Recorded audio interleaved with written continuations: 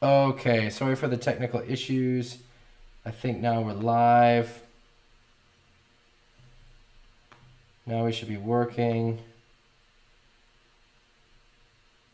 I think that's working now. Sorry, my computer crashed.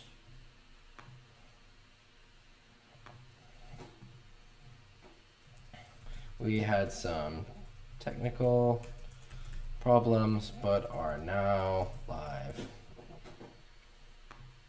Okay, that should be working. Hey, all right, you guys found it. Sorry about that. My computer crashed pretty much as soon as the. I think this time the problem was my computer. My computer crashed. I mean, the internet still sucks, but no, I my computer crashed for some reason as soon as I started. As soon as I started streaming, so that should be fixed now. So hopefully this is working. I hope you guys are doing good. Hey, your Dom, Mert, Eric, Fabrice, Den, Jeff. Yeah, the ghost of Steve Jobs. Exactly. I hope you guys are doing good. I hope you had a good week. I've had a very busy week. Not just a crying newborn baby, but also putting together the Forward Loop course, which is now live. It started yesterday, so some of you might be in the Forward Loop course, and it's something I'm very excited about teaching. Hey, Greg, speaking of. And so I was working to put that together last week, and it's been an exciting process, and it's caused me to reflect a lot on learning. And one realization that I wanted to share with you guys is that so much of instruction where it's about, do this, do that, bend your knees, put your hand back. It's like cooking or a recipe for in the kitchen that just had the ingredients without the instructions on what to do with them, just the list of ingredients. Because we so often don't focus on the methods and the approach that we're doing when we go to learn a new move, like the loop. So it's pretty cool to to explore this process and to do it with a group of people. Eric, this is closed, so the way it's set up, there's like a set group of people who are going through the course. And so once it's started, it's kind of already started, but we're going to do it again. This is definitely not the last time. And so, Eric, I'll let you know. If you want, you can message me and I'll put you on.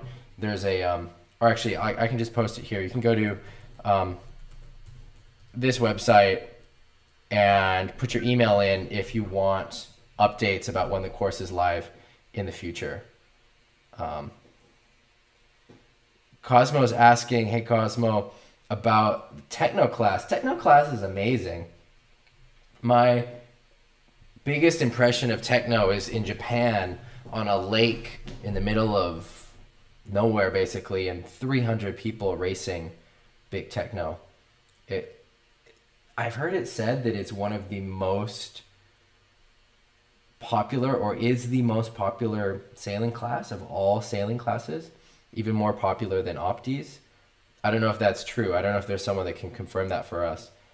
If so, that's pretty cool. So I think techno is an important discipline in windsurfing. It's not something that I've practiced myself. I grew up on Maui, where the waves are just a big part of island life. And so I got in the waves pretty early, and that was my focus. But in places... All right, so Mert's saying it's the most popular one design class. Yeah, that's cool. So that's I'm excited for the new Olympic class as well. I think that's going to be pretty cool for the sport. IQ foil. It's nice to have the Olympics finally similar to what we do in normal windsurfing. Nothing against RSX, and especially the RSX athletes. Those guys were amazing. It took a lot of fitness to do well, but it's a pretty different skill doing RSX versus what most people call windsurfing. And so it's cool with the IQ foil that the two worlds are starting to come together. I think it's something that's really good for the sport. Really, really good for the sport. So, did you guys sail this week? How was it? It's getting warmer in Europe. Hopefully, that's a good thing wherever you are. I know in some places that means that the wind goes away, but hopefully, wherever you are, you're looking forward to a windy summer. Or if you're in the southern hemisphere, looking forward to some waves. So we've had a busy week in the group. I've got to go through and find where we start. There's been so much activity, it's a little bit harder to find. Wind is back this week in France. Nice to hear that, Dum Dum. No sailing this week, Carl. Adrian, no sailing for a month. Oof. John, you think it's going to be windy in the Netherlands? That's good to hear. Yeah, I, as you guys probably know, just had a newborn, just had a kid. So I've been off the sailing because of that, mainly. But I'm dying to get on the water again. I think we've got a forecast for wind this coming week in the next couple days, somewhere around me in Germany. I've got to talk with my wife and see if there's a way to get on the water or where it's going to be good. So I'll keep you informed where I end up going and see what the forecast looks like. To be honest, I haven't even had the time to really look at the forecast. Between putting together the Learn to Loop course and our new baby, it's been nonstop. So I haven't even really had time to pay attention to the forecast. Yeah, it's some wind for Greg. Quiet in Norway. Chelston is waiting for a board. That's a good feeling, though. I mean, I like that feeling of anticipation where you're anticipating a new board and then it comes, and I don't know, that's quite exciting always, that feeling. Yeah, cool. All right, so I'm going to get into the coaching. We're already a little bit later. I was at my wife's parents' house today, so it just made it home, and yeah, so we're a little bit behind schedule. We had to push back to 8:30. We've got some, I think, let me just see if we've got any other posts in here. I think, yeah, these are all from last week. Cool, Tomas is going to sail in Sweden. Oh no, Umel, the forecast looks good, but you're in quarantine. Oops. Axel's wind skating. Nice. Gonna get on the lakes.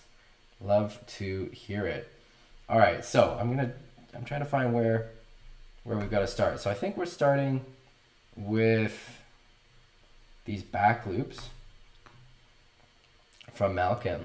And I'm going to go a little bit quickly because we've got a lot to cover. We already started a bit late.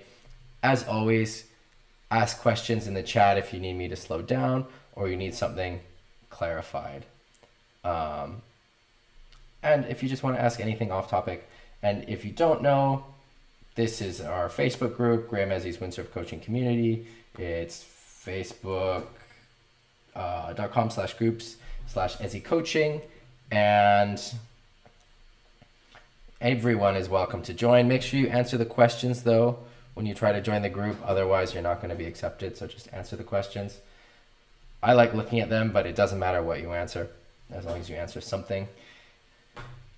But do make sure to answer the questions, and then you can post your photos, questions, videos, whatever you want to talk about as it relates to windsurfing and getting better in windsurfing.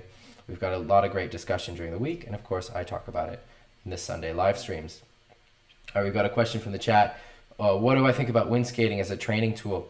I think it can be good. It can be good for specific things. So it's not going to be good for learning big jumps, but it is going to be good for learning freestyle sail handling, for example, like duck jibes and heli tacks. And in some circumstances, it can be good for learning things like flockas. It's definitely good for learning things like duck tacks. So there are positives and benefits to it. Well, I guess there's only positives, but in terms of what you want to work on, it works for learning some things and not others. it's just better suited to some moves. So it's especially good for the freestyle sail moves and just general kind of sail handling. But I wonder, Axel, maybe Axel, you've got something to say about how you think wind skating relates to your windsurfing. I've wind skated a few times, but I am far, far from an expert. All right, we're going to get into these back loops from Malcolm. We can go full screen, that's okay. I'm going to click off the volume here.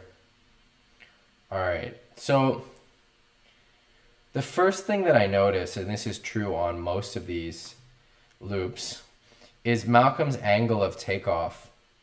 It's just a little bit too downwind, and that's forcing him to really yank around on the rotation.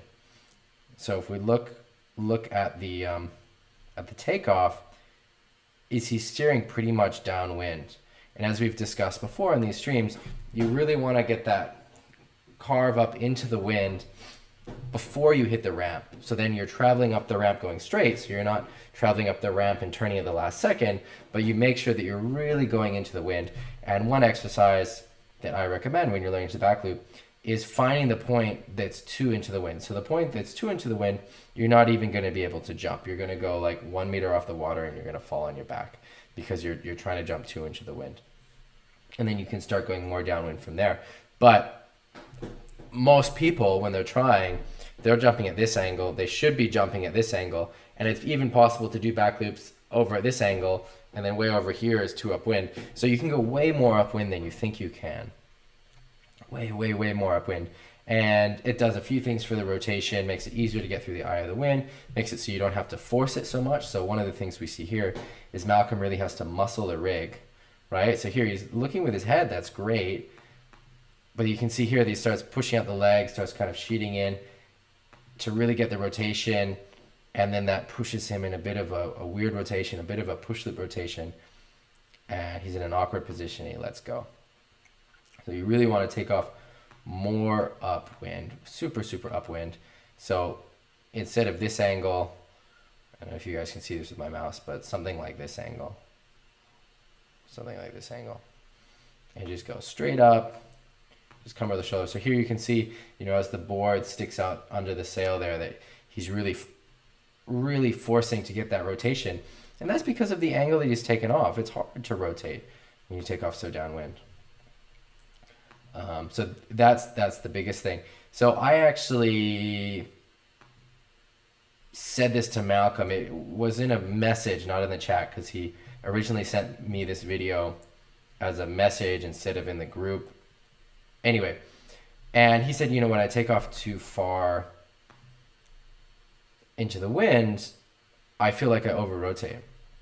And so my advice to him was focus on under-rotating. To do the back loop, you really don't need to rotate very much.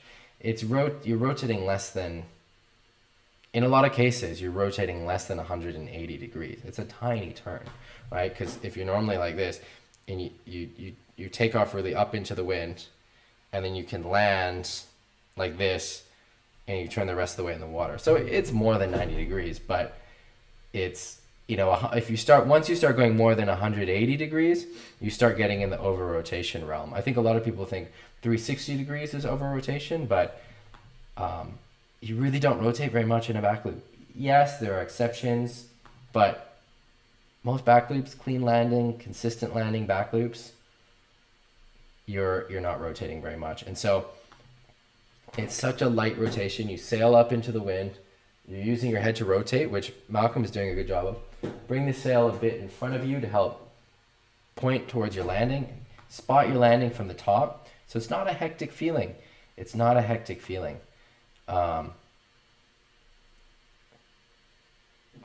And yeah, so I hope that's clear. Malcolm, you and I have a little bit of one-on-one communication. In general, I prefer communication to stay in the group so everyone can benefit from it. In this case, we did have a little bit of one-on-one. So I think you know what to work on. If you're in the chat, let us know if it's clear, if you need anything else, or if we have any more questions, let us know. Chelston, thanks for How do you say that? Thanks for rounding up some likes. Love it. Sounds good.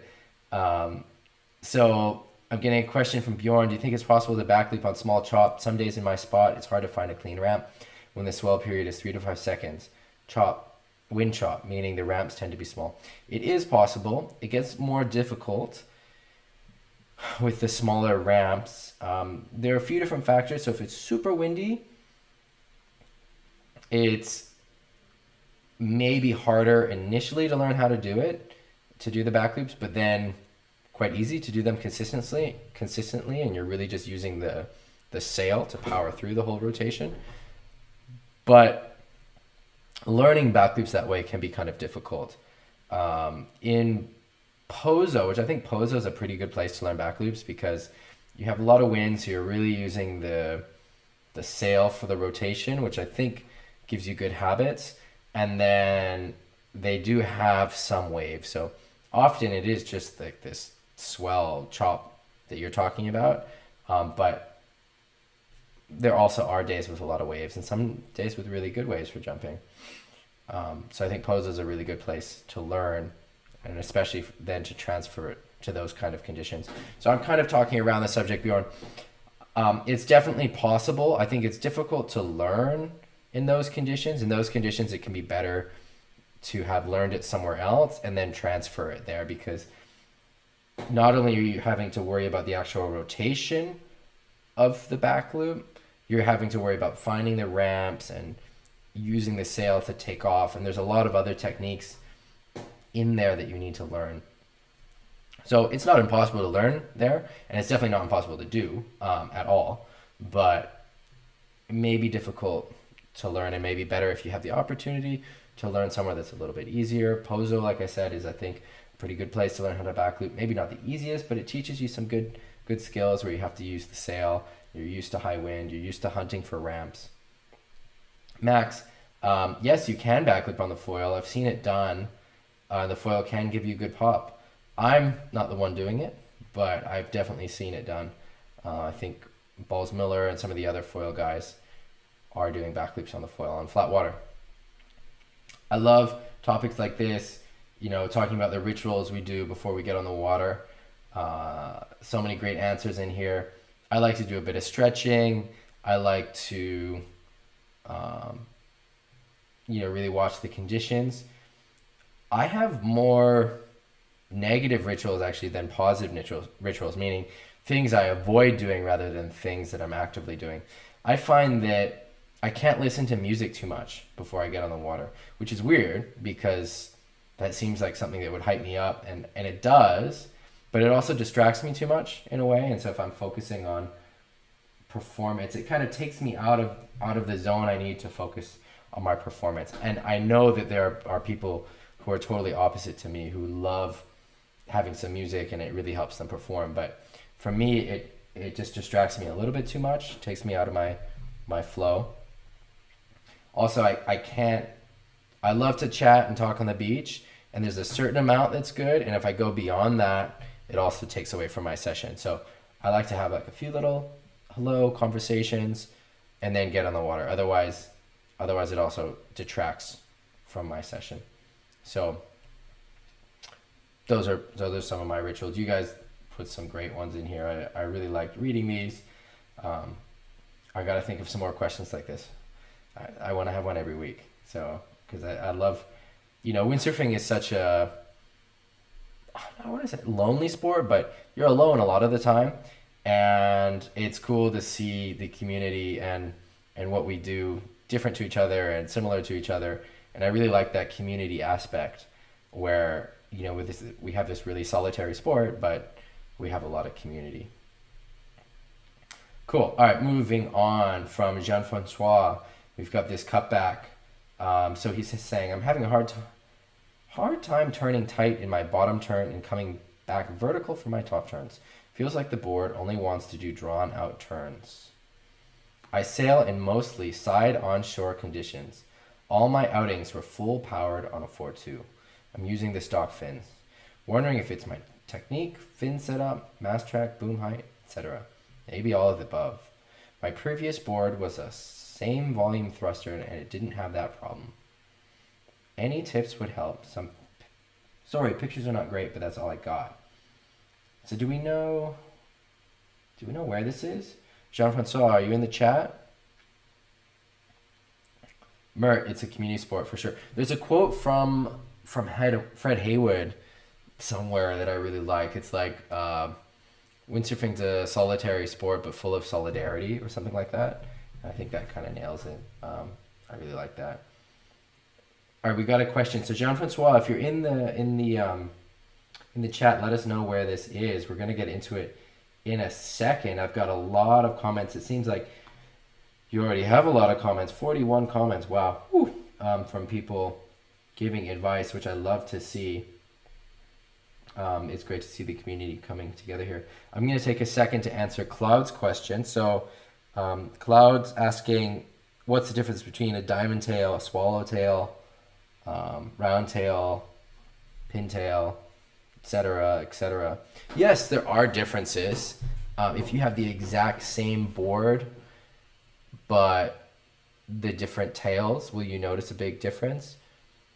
You'll notice some differences for sure, but also the different tails lend themselves to different outlines. So you can have a swallowtail with a bit of a wider tail board, and so like a more parallel rail board, or I guess also with a squash tail you can have an outline like that. Whereas with a pintail, you're going to end up then with a lot of tail, or it just lends itself to a different outline. But you definitely do notice a bit of difference. I'm riding basically squash tails and swallow tails on my taboo boards. I had some rounded pintails in the past, but at the moment I don't think I have any in my quiver. My favorite boards on Maui are swallowtails, and I've got a pretty good reason for wanting that. I've got the asymmetric board, so I have a different bottom turn and cutback rail, and the swallowtail is a nice way for those two rails to fit together, rather than trying to find a way to fit them so that the points have to meet, right? So they're not symmetric with each other. It's I don't know, something like that. And so it's a good tail solution for that kind of board. Again, it has to do a lot with the outline. But in general, like a pintail is going to be good for going fast or for big waves. The wide swallowtail or squash tail is going to pick up a bit more speed from the waves, and so it's maybe better for mushier conditions. So there's a few things like that. Diamond tails. I haven't had that many diamond tail windsurfing boards. I had a bat tail windsurf board, which was pretty fun, which is kind of like a rounded pin and a swallowtail together.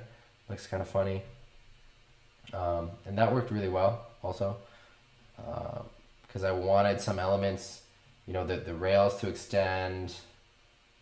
Yeah, I wanted some elements of the swallowtail, but then I also wanted the stability that I felt I would get with that little point coming out between the swallows. So yeah, tails make a difference. Is it the most critical thing on a board? Maybe not, but yeah, they matter. All right, getting into this question from Jean-Francois. So he's got this quad board. So I'm just trying to see what other people have said. There's some topics about the technique, the bottom turn position, about the board. And I'll post something here as well, because it looks like Jean-Francois is not in the chat. I love seeing how many responses we've got. I haven't had the time this week to go through all these, which I normally will do, and I still will do. Maybe I can do it tonight. What I want to say is that I've had difficulties as well with quads, and I think it's just a truth about quads, but especially if you have fins that are too big, that they're difficult to get vertical. They want to kind of keep their line. And if you look at the turns that Cali is doing on his quad or Brasinho on his quad, they're not really like this.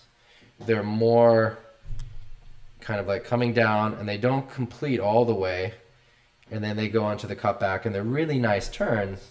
But they what I find that, and I use thrusters, and this is actually the reason why I don't use quads, because there are a lot of aspects about the quad I do really like, but the reason I don't use them, the reason I use the thrusters, is I feel like in the bottom turn, so if this is the board, bottom turning, going from here to here, that last little bit of the turn, the quad doesn't really want to do it, whereas the thrusters will keep accelerating through that part of the turn.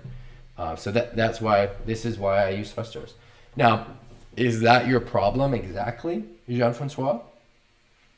I'm not sure. I think there's probably more components at play here, but since you said that you didn't have the problem with your thruster, and you do have it with the quad, that might be a factor, right? And so if going vertical is something that's important to you, you might not want to ride quads. Or if you are riding quads, change the fins, because the fins might be too big. I'm biased because I helped develop them, but I think the K4 fins really help open up production boards. A lot of production boards are pretty stiff, and just getting those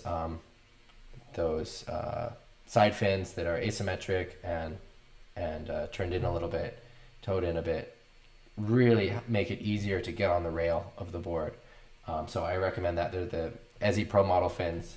And I promise I'm not just trying to sell my Pro Model. I really think they make a huge difference in the boards. And I'm sure there are other people in the chat here that can attest to that. I know that a lot of people use them around the world. And like for me, it's night and day. Like if I ride a production board with the stock fins versus the K4 fins, it's just so much easier to turn.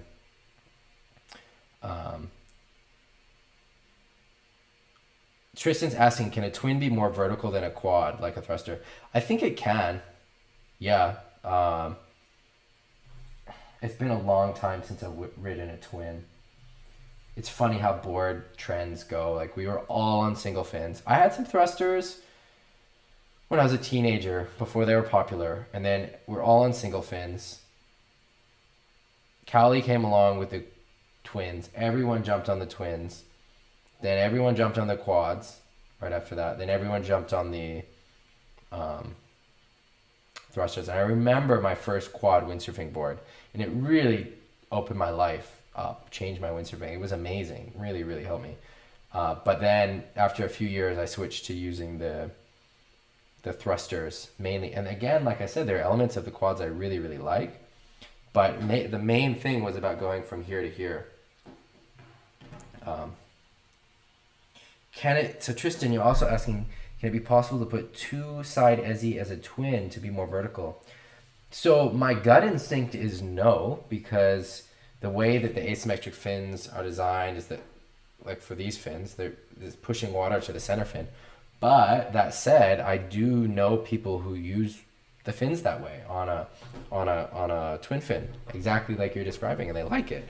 So I guess you can. It's not something I have experience with. If you have big enough fins like that, you can try it. Steve Thorpe, the guy behind K4 Fins, the owner and developer, is in the coaching group. He used to be a lot more active in our coaching sections, but he's just been really busy lately. But he might have some answers for you, Tristan. So we can post that question in the group and tag Steve and see what he says. So anyway, I want to just wrap up with Jean-Francois. So that's a lot about the board and the fins. But that said, there are some elements that we can look at always in the technique.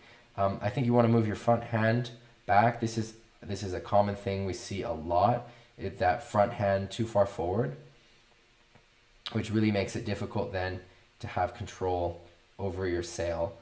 These look like pretty stormy, difficult conditions. You want to make sure that your sail is rigged well, and that the sail's not getting in the way. it's hard for me to see. It just looks, I can tell, like looking at the ocean and what's going on, that these are kind of difficult conditions. So again, you just really want to pay attention to what the sail's doing.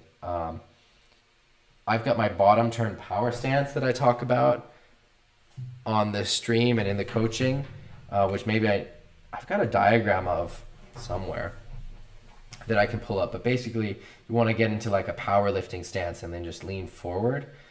So that would mean kind of sticking your butt out more.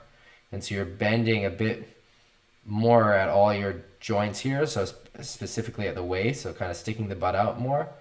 And then leaning forward, and you can then transfer a lot of power to the board and then try to get those high fives like we talk about. It's hard with just this one sequence to know whether it's Jean-Francois, your technique or the board. If you're saying that you could do what you wanted to do on a different board and not on this board, I'm pretty inclined to believe that it's the board. And okay, yeah, you can try and dress the board up differently with different fins. Moving your mast track back might help. It looks pretty far forward, and also moving it back helps make it more pivoty in these situations. I saw some people were saying you want to have a wider stance, which can also help. Definitely moving more towards the tail of the board helps to make it more pivoty, like you're saying, to try and get more vertical. But the big point that I'm leading up to, do all those things, right? And I think you should do those things because it's an important part of getting better as a windsurfer, which is learning how gear works, what happens when you move things around. You're a better windsurfer if you're experimenting with different gear. Just forces you to be a better sailor. So that's definitely something I recommend. But the big point I'm leading up to is, if you don't like the board, maybe it's not the right board for you. Sell it, get a different one, get a thruster. I wouldn't use a quad right now. It doesn't fit the kind of sailing I want to do.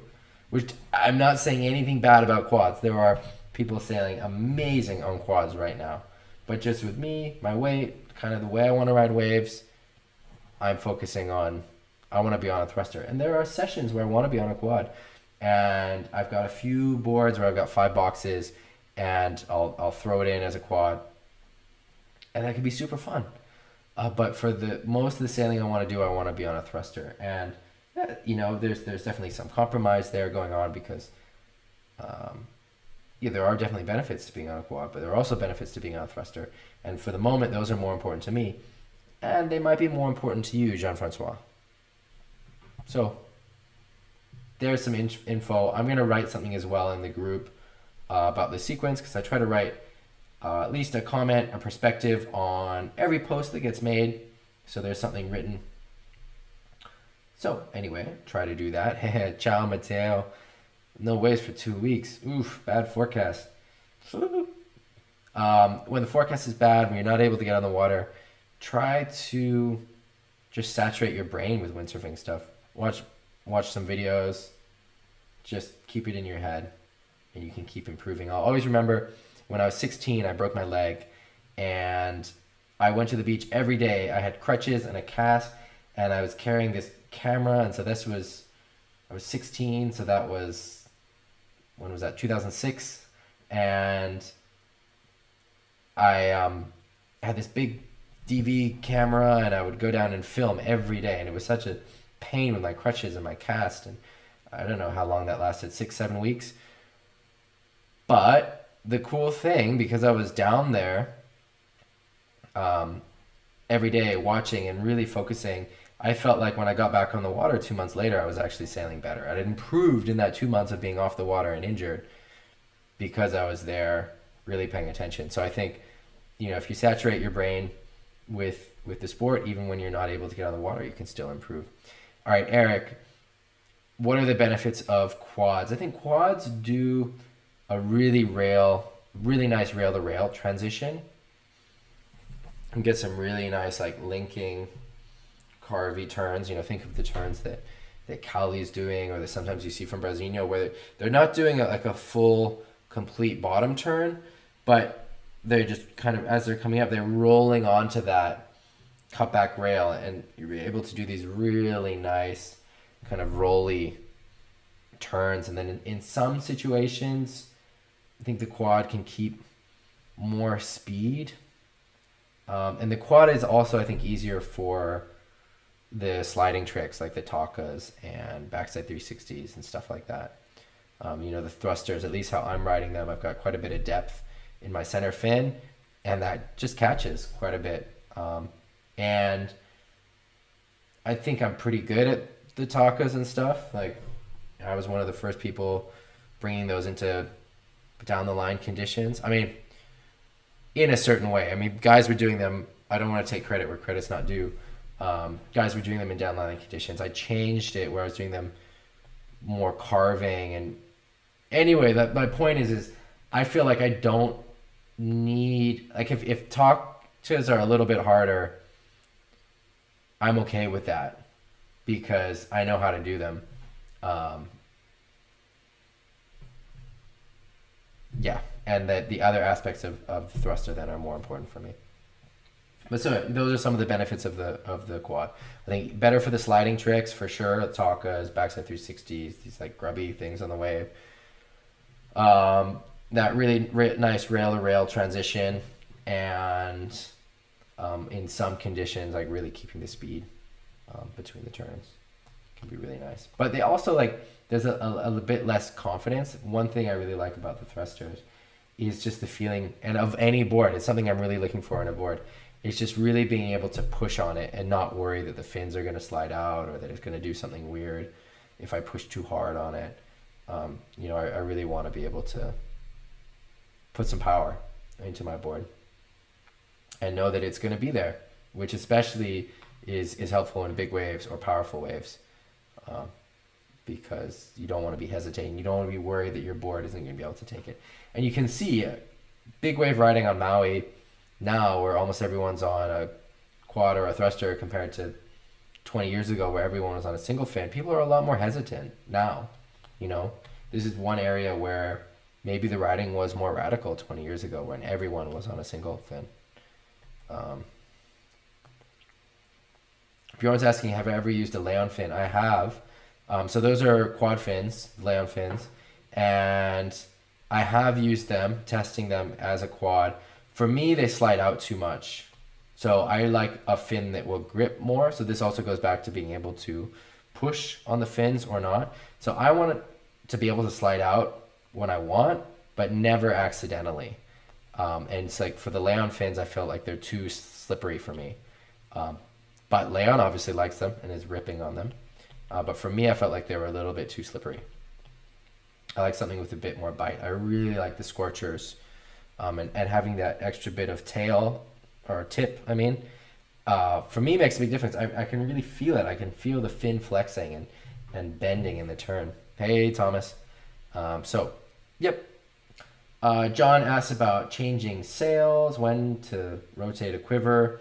I obviously rotate sails at least once a year. I'm getting prototypes, so you could even say it's more than once a year. But I have like a core quiver that I'll use for a year. It's important also for the testing to have sails that really get beat up. And so sometimes I'll use sails, a particular sail that I'm trying to test about the durability for over a year.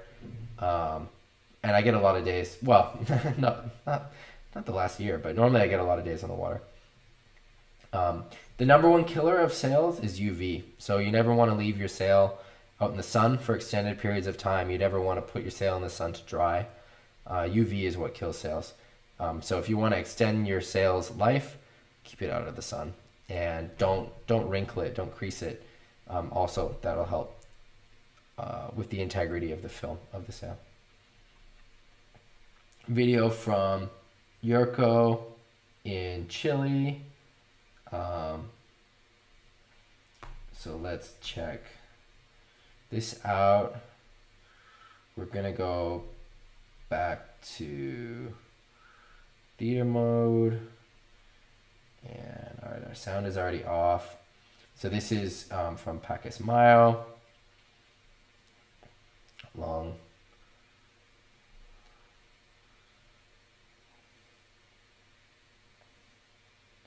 So one of the things I'm going to say first is wave selection is so important, right? This is something we talk about a lot. The fundamentals are so important. The easiest way to get better in your windsurfing is not to focus on bending your knees or moving your hand back. It's to focus on being on the right wave at the right place at the right time. And that starts with awareness. You start to realize different heuristics. One heuristic that I'm going to tell you, so you don't have to learn it the hard way for yourself, is generally you want to avoid whitewater waves. So see, this wave is a whitewater wave. One, they're hard to read. Whitewater waves, just, I don't know, because of the contours, they're hard to read.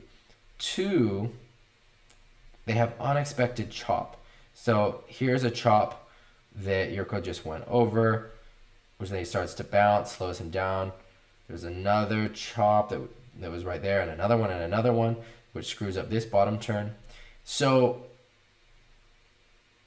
the wave is already compromised just from the wave selection. And so it's hard to coach the technique because riding a bumpy wave is really hard. I mean, you know, you can give me a bumpy wave and I can try to ride it best I can and do nothing if the bumps, you know, mess me up enough. Because, yeah, the board, I mean, we're just not made for riding these bumpy waves, the equipment, whatever. So the point is, avoid whitewater waves. That's the number one thing, Yurko and anyone and everyone who's watching. Otherwise, for the technique, this is something that those of you who are familiar with the stream will recognize, is you really want to get on that heel here. Don't think about turning the board this way. Just think about getting it on the rail, right? Getting it on the rail for the cutback. So you're really using the rail to turn. You can kind of drop your butt down, hang from the sail. So one of the most common mistakes with cutbacks is pulling yourself up onto the sail, when actually you want to do the total opposite. You want to actually really hang from the sail, hang from the boom as you're going into your cutback. Drop your butt down, get on the heels, hang from the boom. It's hard to coach these bottom turns because it's so choppy. So whatever I say about your body position or sail position isn't really relevant because your body, whatever you're doing, everything you're doing is being interrupted every 3 meters by a chop. All right, here it gets a bit cleaner, but the wave is also a lot softer. I like the clue first, right on. I like the clue first. So clue first riding is something I recommend everyone does, especially in onshore conditions. These are not onshore conditions, but especially in onshore conditions, it will really open up your sailing, forces you to look at waves in a different way. So nice job. All right, this wave is setting up again to get steeper, but still a lot of whitewater and a lot of chop. All right, so Yurko, you've got my main takeaways. 1, don't ride whitewater waves. 2, in your cutbacks, get your butt low, hang from the boom, and think about not turning the board like this. You want to just get it on the rail and really just stand on that rail. All right, closing that and moving up. All right, we've got this clip that Dan posted from Kevin Pritchard in Baja, 2 waves from Kevin. These are just nice, beautiful wave rides at one of the most fun waves on the planet. So absolutely nothing wrong with these. Yeah, I mean, there's always different ways you can approach a wave, different styles. Oops. That's one of the things that makes this sport so much fun and so great. Punta San Carlos, it's in Baja, Mexico. It's one of the most consistent waves that I've ever sailed. It's one of the best places for learning. I used to spend a lot of time there in the summers, and yeah, I think it's one of the best places in the world to learn. how to wave ride. The wave break's the same almost every time. The shape is enough that you can do aerials and tricks, goiters, but it's not very powerful. So there's no consequences until it gets maybe huge. If you watch my video, These Are Waves, which is I think on YouTube, you can probably find it on my channel. You can see some pretty big sessions here where there start to be some more consequences. But in general, there's no consequences. You can just hit it. And so it's a great place to learn for those reasons. And you can get like 20 turns on a wave. All right, we got a question from Hajda.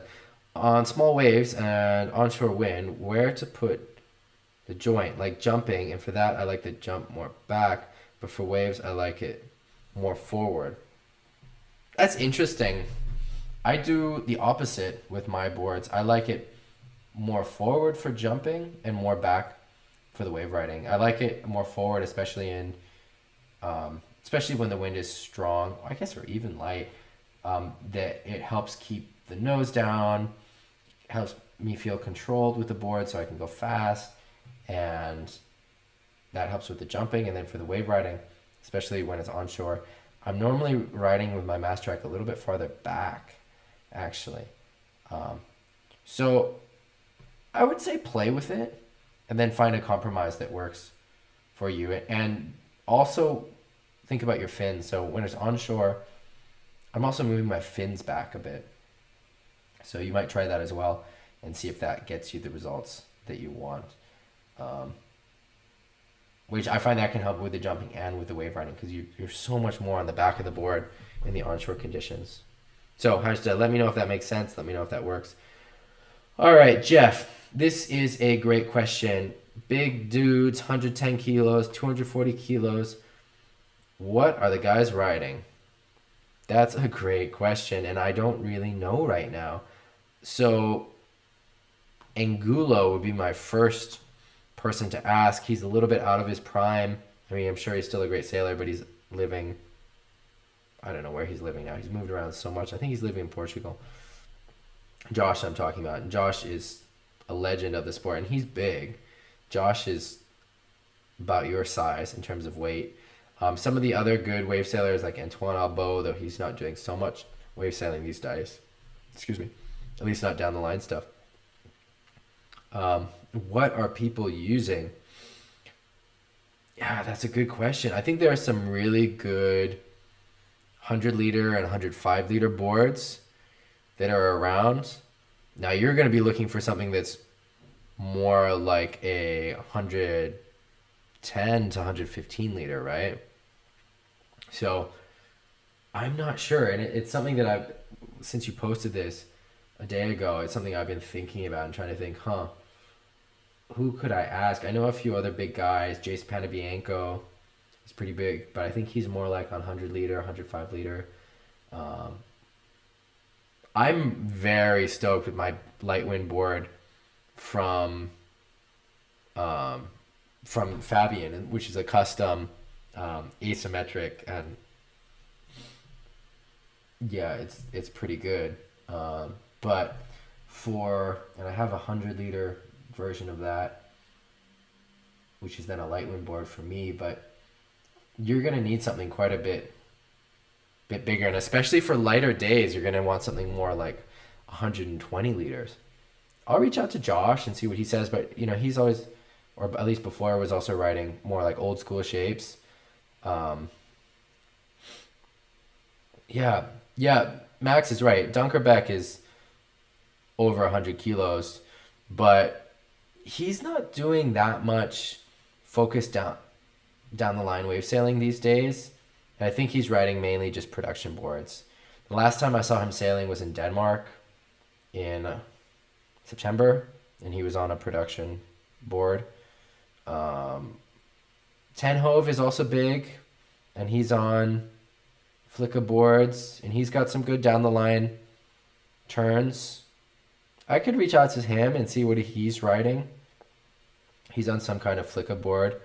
All right, John is saying that Peter Hart just wrote an article about this. That's interesting.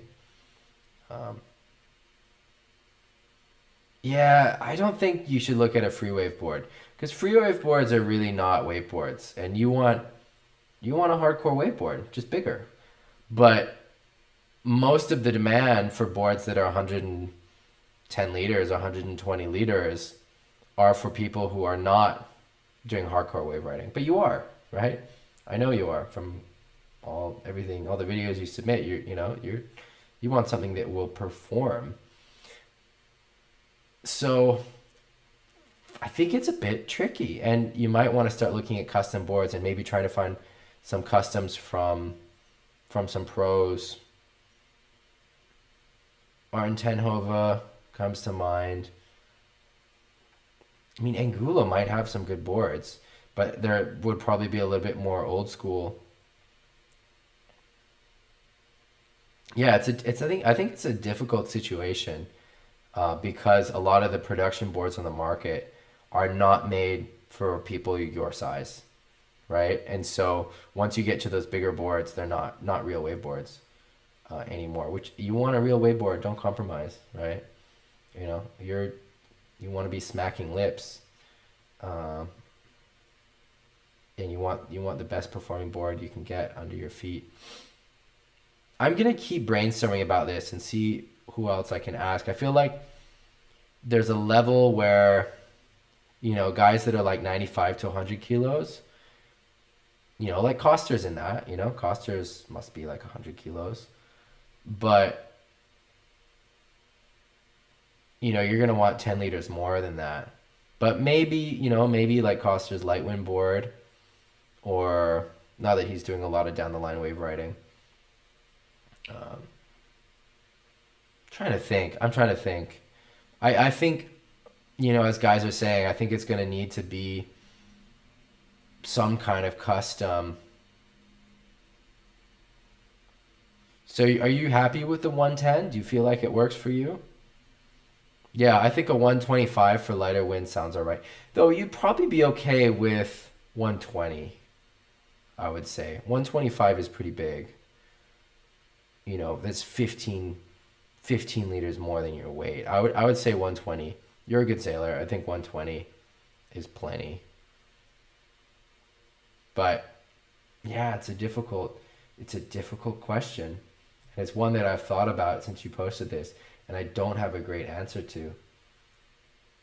I think that it'd be super interesting to go to the top shapers, go to Fabian Vollenweider from Taboo, Keith Taboo from Quattro, Werner from JP, and ask them this question, which I could actually do. I mean, I've got a relationship with all these guys.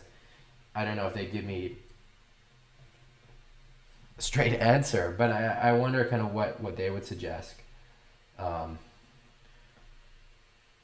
for someone your weight who's a serious, so your weight and size, who's a serious wave sailor.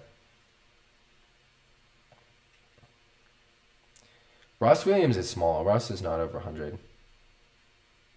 Antoine Albeau is a very good wave sailor. He's big.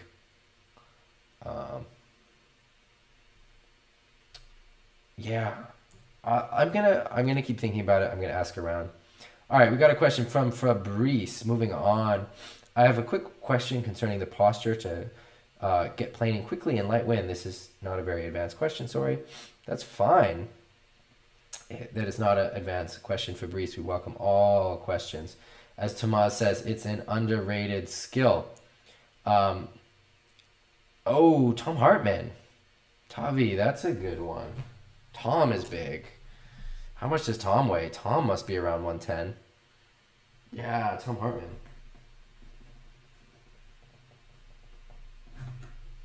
Yeah.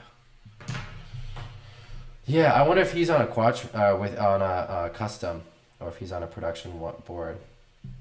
Interesting. Yeah, I'll reach out and see what these guys say. All right. Anyway, Fabrice, this is a great skill. It's a great one to work on because this just opens you up to more and more conditions and catching more and more waves. So, what are some tricks for posture in light wind? One is I think you want to be on your toes.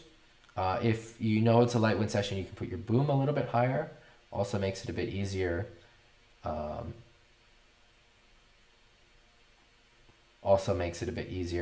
To have the boom higher to get going. You want to be standing, definitely not on the straps. You want to have your back foot between the two straps, and your front foot is either right behind the mast track or right in front of it. And you want to really make sure you're standing on the center line of the board, so you're really kind of balanced, you're on your toes, and then kind of keep your sail forward, and you're just trying to catch sort of every little puff that there is. A lot of times, if you're wave riding though, sometimes it's better to not be planing and to be working your way upwind. Sometimes you have to choose between the two. You know, you'll get going planing, but you have to bear off just a little bit, and that's not worth the ground that you give up. That can be the case. So sometimes in those situations, it's not about planing, it's about just getting ground upwind. But in general, you can put your boom up a bit. You want to really stay over the center lines. Make sure your feet are on the center line of the board, back foot between the straps, front foot near the mast track, near the mast. It can be either right behind it or kind of in front of it. A lot of times I'm in front of the mast track. And so this is not really planing, right? It's just getting around in really light winds. But that's a related and similar skill, Fabrice. And then working on your pumping, and really using your whole body to pump the sail, which is especially good for catching waves when it's really light wind. And so you're really pushing the whole rig forward, getting low, and then coming up again, driving your hips forward. You're bending your legs, and then you're pushing out on your legs. So you're pumping the board, pushing on the board. So you're kind of like getting low, pushing the rig forward, and then coming back and really driving the whole rig forward, getting these nice big pumps. And then the last tip I'll give is really pay attention to the little waves inside the bigger waves. So when it's light and I'm trying to catch a wave, I'm looking at the chops and the little waves inside that wave, and I'm trying to use those little waves to get the energy then to catch the bigger wave. So there's like a little chop, and so I'll use that to try to get up to speed. So really using the surface of the water to help you. This is also the case even when there's not waves, right? Like fighting the chop is really hard to get planing, but you can use the little chop, the little swells that are going on in the water to help you get on a plane. So really use the surface of the water to help you is another tip. So I will write something here. John, I think you want to do some pretty big pumps. Most people do pumps that are too small. I'll watch this video though from Jem about the pumping, and I think it depends if you're catching waves or not.